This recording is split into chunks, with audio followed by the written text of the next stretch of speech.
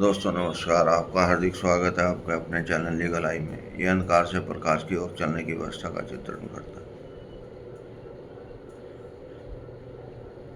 आज हम विचार करेंगे कि सिद्धि होने के बावजूद भी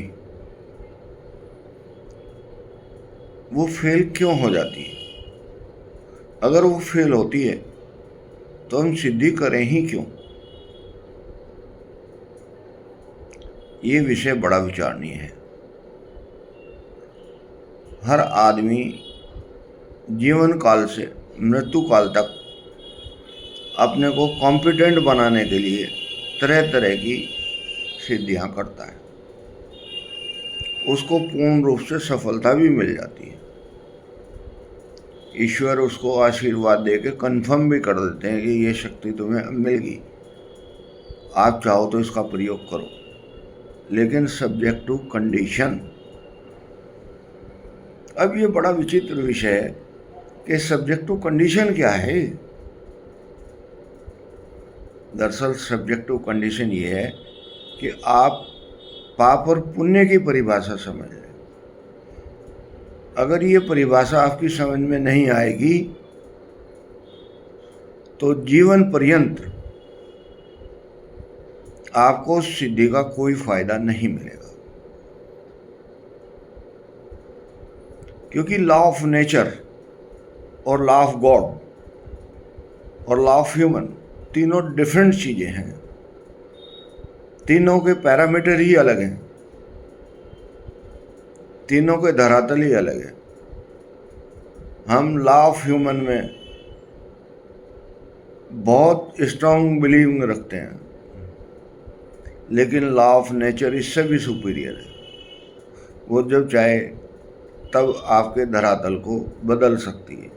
और लॉ ऑफ गॉड तो अनलिमिटेड पावर लिए हुए। अब इसको कैसे समझा जाए और क्या किया जाए। महाभारत समाप्त होने के बाद श्री कृष्ण की पत्नी ने पूछा, प्रिय, आपने 3 आदमियों को मरवाया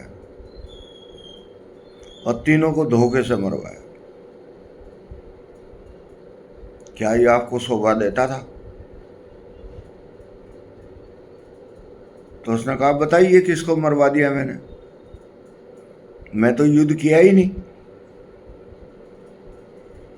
कि आपने भीष्म पितामह जो बड़े तपस्वी थे, गुरु द्रोण जो बड़े तपस्वी थे, इसके बावजूद भी दोनों को आपने धोखे से मरवाया।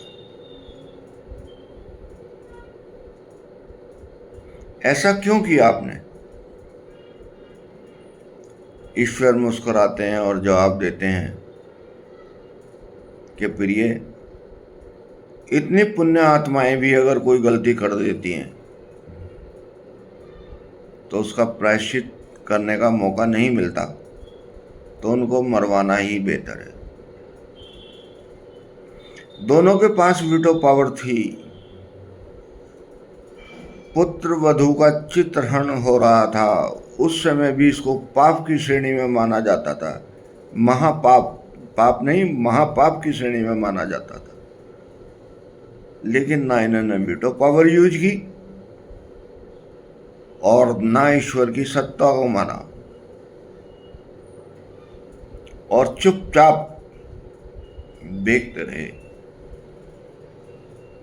इनका पुण्य उसी समय समाप्त हो गया था, बस कुछ समय बाकी था काल का, इसलिए उनको मरवाया गया। और कर्ण को क्यों मरवाया? वो तो बहुत बड़ा दानी था। कि उस समय समाज की व्यवस्था में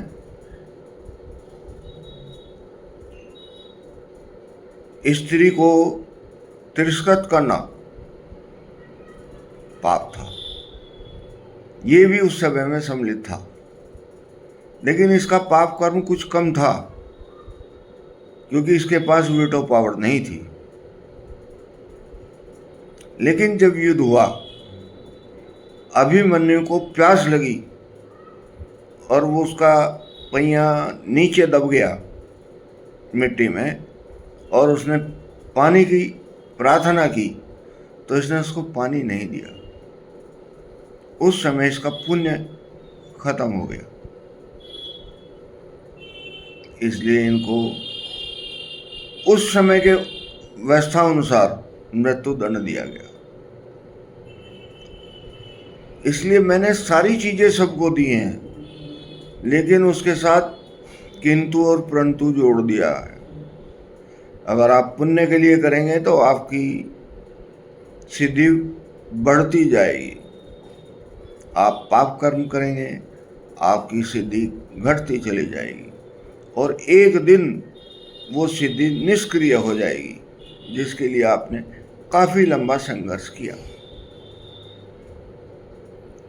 जब भगवान श्री कृष्ण इस बात को समझाते हैं, तो हम ये क्यों नहीं समझते कि उन्होंने कुछ समय के लिए हमें यहाँ इस भूमंडल पर भेजा है कुछ कर्म करने के लिए। उसको हम ईमानदारी से करें, सबको सम्मान दें, और करने के बाद और करने से पहले प्रभु से प्रार्थना करें कि हमसे गलती ना हो। हम कठपुतली हैं तेरी, हमारी मिट्टी भी खराब है, हमारे कर्म भी खराब हैं, हमारे विचार भी खराब हैं।